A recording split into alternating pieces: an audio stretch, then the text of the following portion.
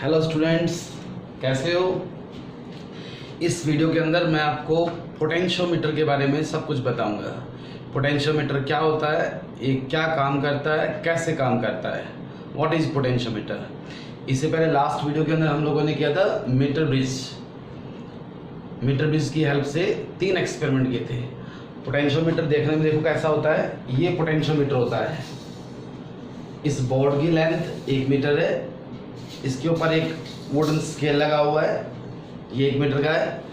इसके नीचे 4 वायर दे रखी है मेटल की, 1 2 3 4। और 4 मीटर वायर कैसे है, यहाँ से वायर स्टार्ट होती है। ये 1 मीटर यहाँ कटनी है, इसी वायर घुमा दिया आगे, यहाँ आगे 2 मीटर कंप्लीट हो गई। फिर दोबारा घुमा दिया इसको, ये 3 मीटर और ये 4 metre.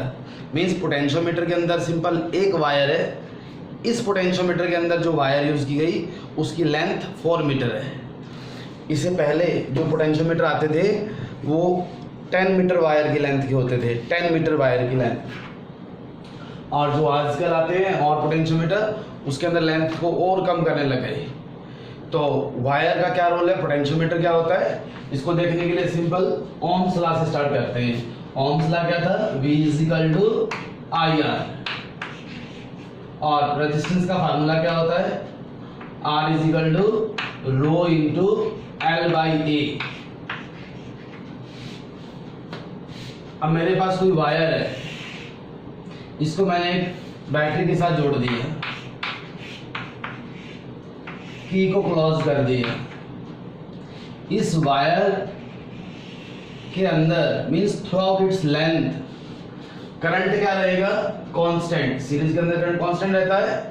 Area of cross section, इस वायर का जो एरिया ऑफ क्रॉस सेक्शन है that is also constant through out its length.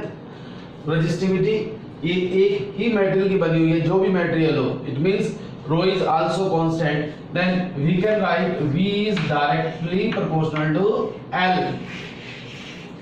What it means, if current, material of the wire and area of cross section of the wire remains constant, then potential drop across the wire is directly proportional to its length. Directly proportional to its length. अब जैसे ये suppose करो battery जो है 5 volt की है और जो वायर थी हमारी उसकी लेंथ भी है कितनी, 5 मीटर। मैंने इस वायर के 5 इक्वल पार्ट्स कर दिए, 1 2 3 4 एंड 5। आपको मालूम है पैरेलल में वोल्टेज सेम रहती है। मींस ये अगर 5 वोल्ट की बैटरी है तो इन दोनों एंड्स में कितना पोटेंशियल डिफरेंस मिलेगा अपने को, 5 वोल्ट का। इन दोनों में 4 वोल्ट का, अब इन दोनों में 3 वोल्ट का, 2 वोल्ट का, यहाँ 1 वोल्ट का। अगर दोनों टर्मिनल्स ए पर ले आता हूँ तो पोटेंशियल डिफरेंस कितना हो गया, 0। इस चीज को दोबारा बोलता हूँ, वायर का एक टर्मिनल यहाँ और दूसरा अगर यहाँ पर है तो पोटेंशियल डिफरेंस कितना, 1 वोल्ट। मैंने लेंथ को इंक्रीज किया, इन दोनों में 2 volt, 3 volt, 4 volt and 5 volt. यही तो यहाँ बोल रहे हैं, potential drop across the wire is directly proportional to its length. This is principle of potentiometer.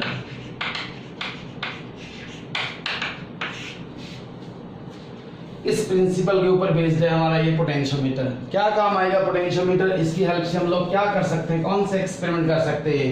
First experiment है to compare the EMF of 2 primary cells. Cells 2 type के होते हैं, एक प्राइमरी सेल्स और एक सेकेंडरी सेल्स। प्राइमरी सेल्स जिनको हम दोबारा से चार्ज नहीं कर सकते, मींस यूज एंड थ्रो, और सेकेंडरी सेल्स होते हैं जिनको हम रिचार्ज कर लेते हैं। तो फर्स्ट एक्सपेरिमेंट है इस पोटेंशियोमीटर का, to compare the EMF of 2 primary cells. Second, to find the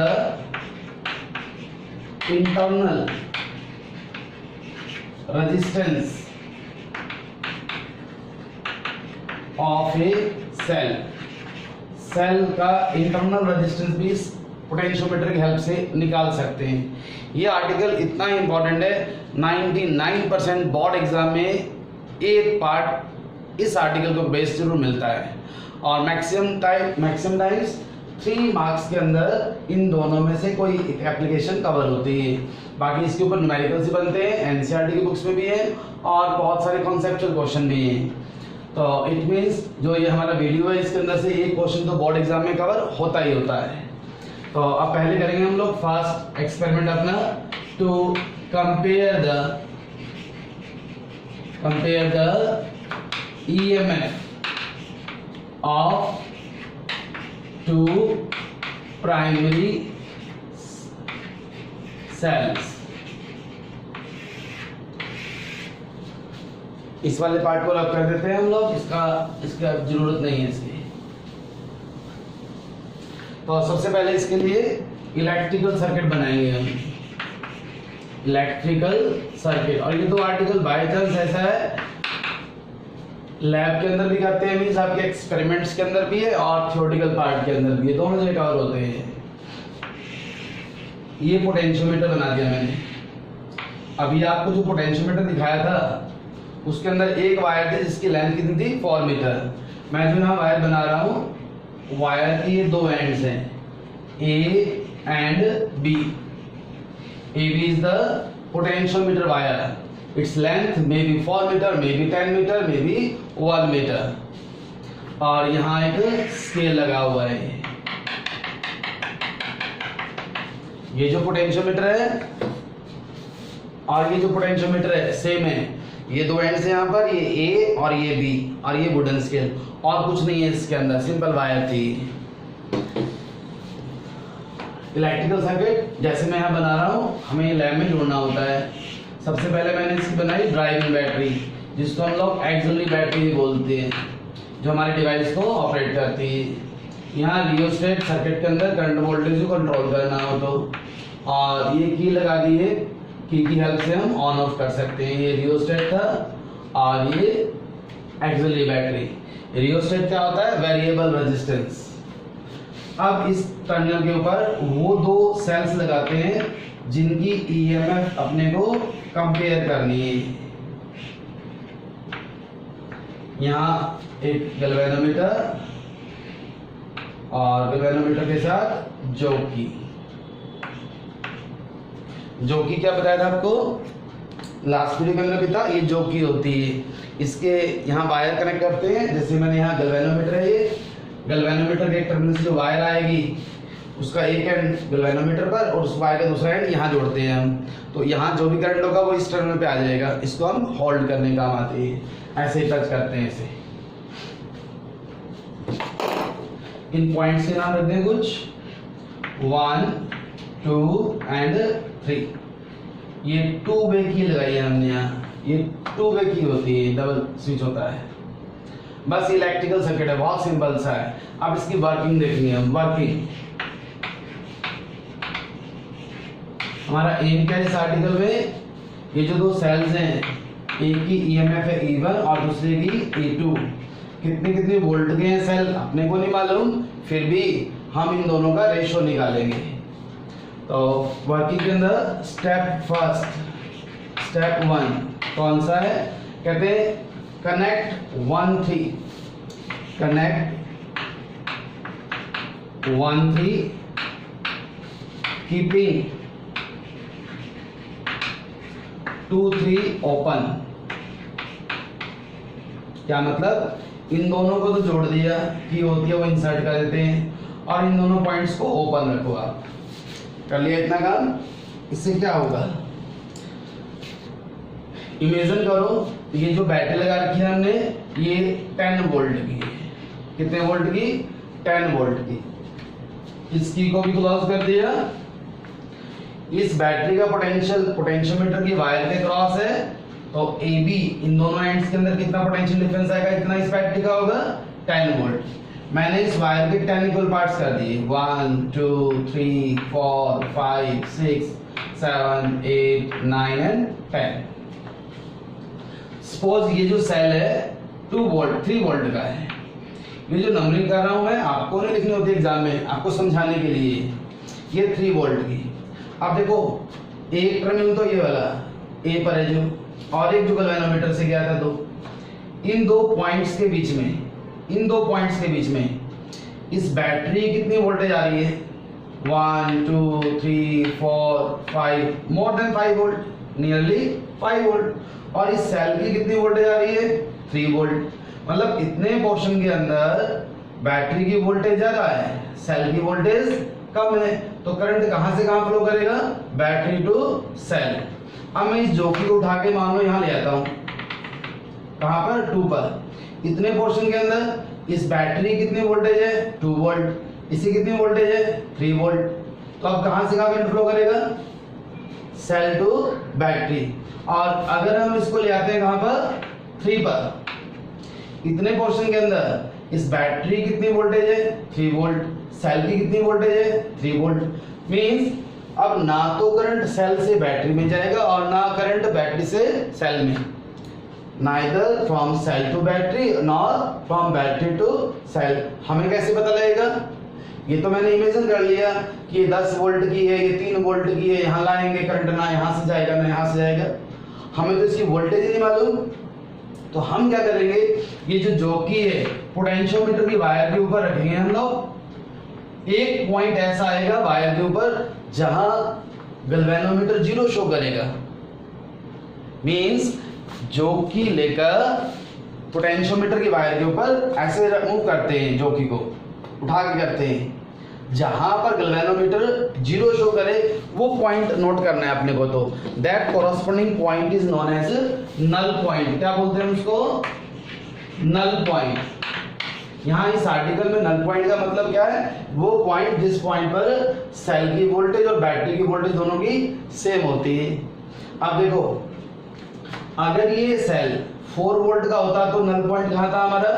4th point पर। 6 वोल्ट का होता तो 6 पर, 1 का होता तो 1 पर। यही तो प्रिंसिपल था। V is directly proportional to L.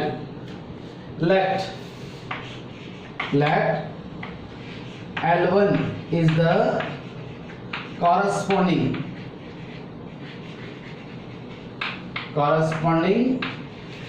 null point। कहां से आया? मैंने लिखा connect 1 3 keeping 2 3 open and find null point। let L1 is the corresponding null point at L1। तो we can write E1 is directly proportional to L1। जितनी इसकी ज्यादा voltage होगी उतनी दूर हमारा नल पॉइंट आएगा। अब सेकंड स्टेप कहाँ लिखे हैं? इसको हटा देते हैं, ऊपर लिख लेंगे। अब स्टेप 2, इसको तो डिस्कनेक्ट कर दो 1 3 को, और इसको अलग कर दिया कि निकाल दी और इन दोनों में इंसर्ट कर दी। नाउ क्लोज 2 3 कीपिंग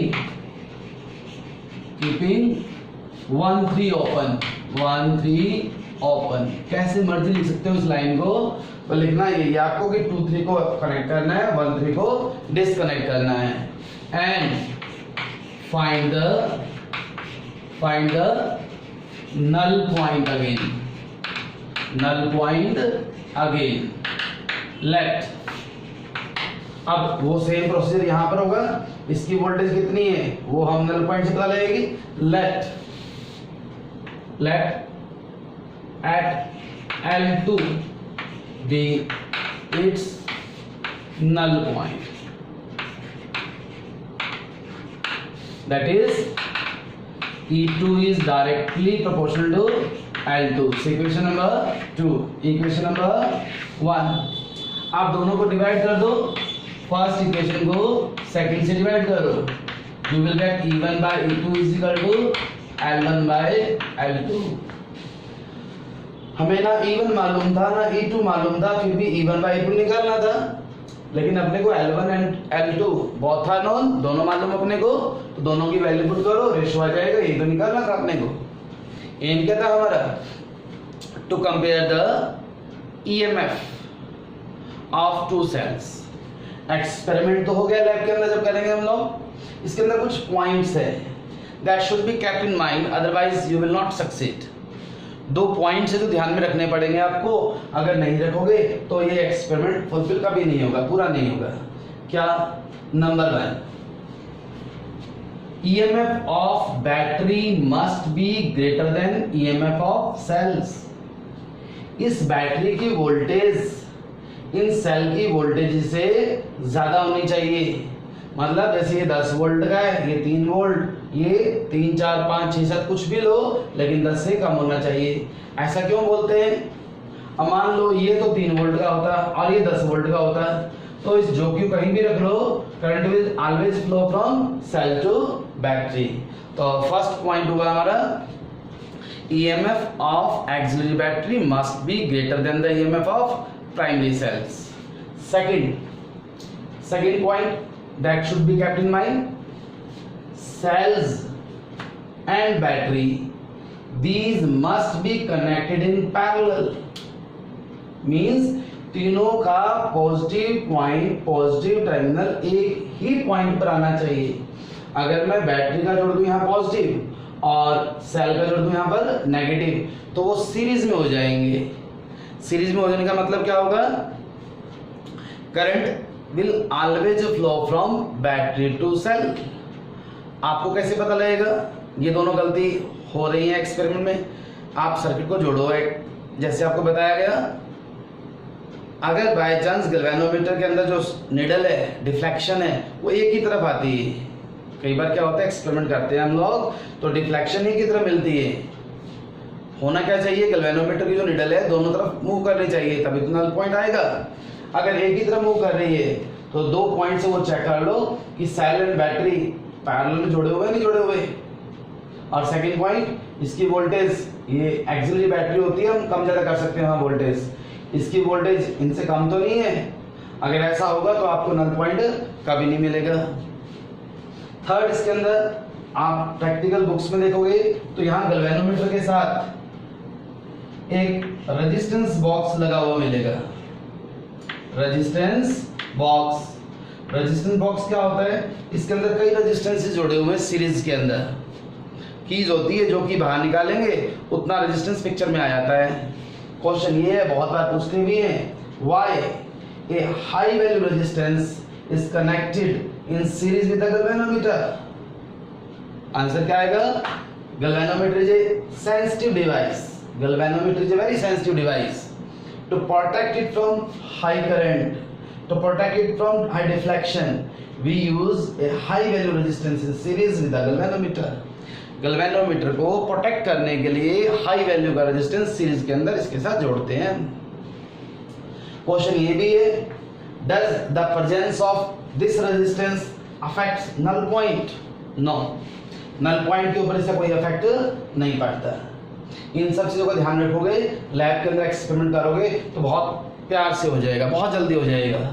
और कहीं गड़बड़ी करोगे, इनमें से किसी पॉइंट का ध्यान नहीं रखोगे तो आप कितना भी टाइम लगा लेना, नल पॉइंट आपका आएगा ही नहीं। अब करेंगे हम लोग सेकंड एक्सपेरिमेंट। पोटेंशियोमीटर की हेल्प से सेकंड एक्सपेरिमेंट बताया था आपको, to find the internal resistance of a cell.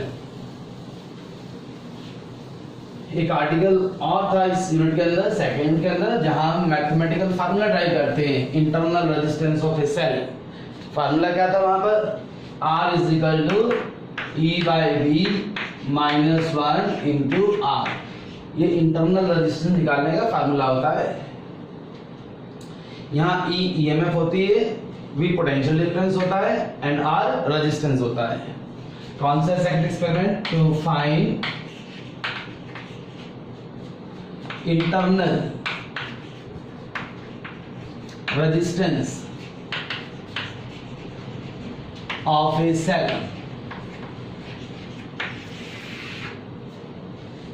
तो सबसे पहले इसका इलेक्ट्रिकल सर्किट,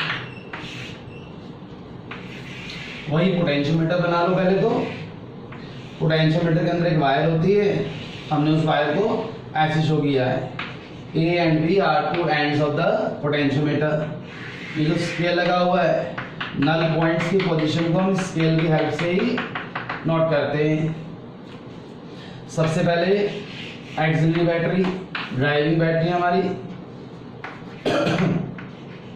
फिर रियोस्टेट, उसके बाद की लगा दी और यहाँ जोड़ दिया। बहुत सिंपल है, करने में मजा आता है एक्सपेरिमेंट, थोड़ा इंटरेस्ट होना चाहिए बस फिजिक्स के अंदर। फिर वो सेल जिसका इंटरनल रेजिस्टेंस हमने को फाइंड आउट करना है। यहाँ जैसे पहले जोड़ा था लास्ट एक्सपेरिमेंट के अंदर गैल्वेनोमीटर, और यहाँ जॉकी, ये जो सीरीज के अंदर रेजिस्टेंस जोड़ा था हमने गैल्वेनोमीटर के साथ, वो हर बार करते हैं। यहाँ एक और रेजिस्टेंस लगाना है आपको, से अ वैल्यू R, और एक की लगानी है। यहाँ भी की लगा देते हैं, दो कीज है मेरे पास अब, K1 एंड K2। इस सेल की EMF है E। लास्ट टाइम दो सेल थे हमारे पास, इसलिए उनको लिखा मैंने E1 एंड E2। अब तो सेल ही एक है, तो EMF कितने लिखेंगे हम लोग, E। इसमें कोई प्रॉब्लम नहीं है। अब इसकी वर्किंग करेंगे। इसकी वर्किंग के अंदर दो स्टेप आते हैं। स्टेप 1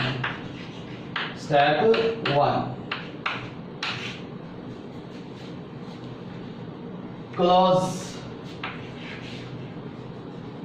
की K1 keeping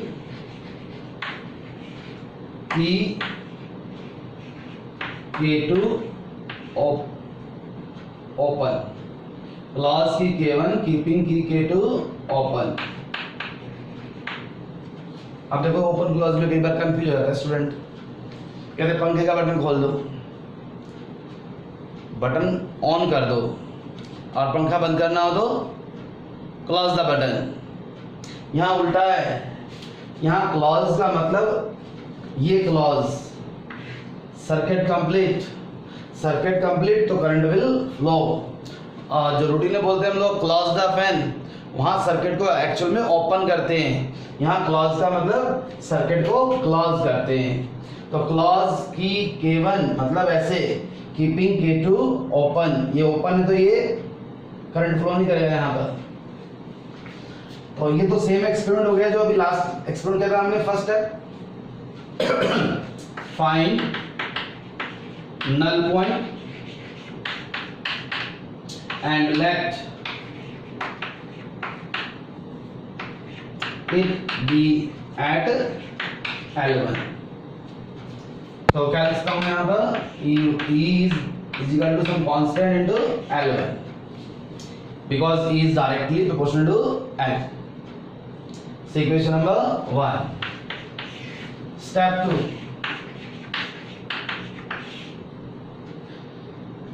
now close keys K1 and K2 both, K1 K2 दोनों क्लोज कर दो। अब क्या होगा, पहले वाले फर्स्ट स्टेप में इसमें क्या प्रॉब्लम है, फर्स्ट स्टेप के अंदर यहाँ करंट फ्लो नहीं कर रहा था, अब यहाँ करंट भी फ्लो करेगा और वो प्रोसेस भी चलेगा। मींस फर्स्ट एक्सपेरिमेंट के अंदर हम लोग सेल को यूज में नहीं ले रहे थे, अब सेल को यूज में ले रहे हैं। आगे वाला पार्ट कहाँ लिखे, यहाँ कर लेते हैं, ऊपर वाला पार्ट रब करके। Clause keys K1 and K2 both and find null point,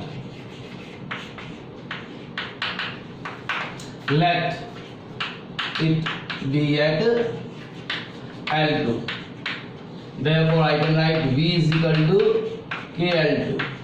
क्यों, लास्ट टाइम मैंने E लिखा था, अब V लिखा है, वाई, क्योंकि EMF में और पोटेंशियल डिफरेंस में यही तो डिफरेंस होता है। जब सेल को यूज में नहीं लेते तो EMF आती है, और जब सेल को यूज में लेते हैं तो पोटेंशियल डिफरेंस आता है। as R is equal to E by V minus 1 into R होता है, ये लिखा था हमने इंटरनल रेजिस्टेंस का फार्मूला। यहाँ E और V की वैल्यू सब्स्टिट्यूट करो, तो यू विल गेट K से K कैंसिल हो जाएगा, L1 by L2 minus 1 into R। L1 and L2 हम लोग फाइंड आउट कर चुके हैं। R रेजिस्टेंस यहाँ कनेक्ट कर रखा है, कितनी वैल्यू का है वो अपने को मालूम है, यहाँ रखेंगे। तो ऐसा करने के बाद क्या आ जाएगा अपने पास, जो सेल का इंटरनल रेजिस्टेंस है उसकी वैल्यू आ जाएगी। In this way we can find the internal resistance of a cell. यहाँ भी वो दो पॉइंट सेम फॉलो होते हैं कि EMF of this battery must be greater than the EMF of this cell. Second, this battery and cell must be connected in parallel, otherwise you will never find null point. और इसके अंदर कौन सा point है? On same lines, a high value resistance is connected in series with a galvanometer just to protect the device. इन दोनों formula के ऊपर NCERT की बुक के अंदर न्यूमेरिकल भी दिए हुए हैं। जब इस यूनिट के हम लोग न्यूमेरिकल्स करेंगे वहां कवर करेंगे इनको, लेकिन ये कंफर्म है ये दोनों आर्टिकल जो इस वीडियो के अंदर कवर किया हमने, करने के बाद एटलीस्ट 3 मार्क्स बोर्ड एग्जाम के पेपर के लिए तैयार हो जाते हैं हमारे। इसके अंदर कहीं भी गलती नहीं करनी। आप गलती से यहाँ माइनस और यहाँ प्लस दिखाते हो तो वो सीरीज में हो जाता है। यहाँ आपको बैटरी बना दी, मतलब 4 लगा दिए और यहाँ 2 लगा दिए, तो ऑटोमेटिकली ये बैटरी और ये सेल है, बैटरी की EMF सेल से ज़्यादा हो जाती है। तो इन चीज़ों का ध्यान रखना है। समझ में आ गया होगा? ये अपने कॉपी के अंदर नोट डाउन करो, नोट्स बनाओ अपने, नेक्स्ट टाइम नेक्स्ट टॉपिक लेंगे अपना। Thank you.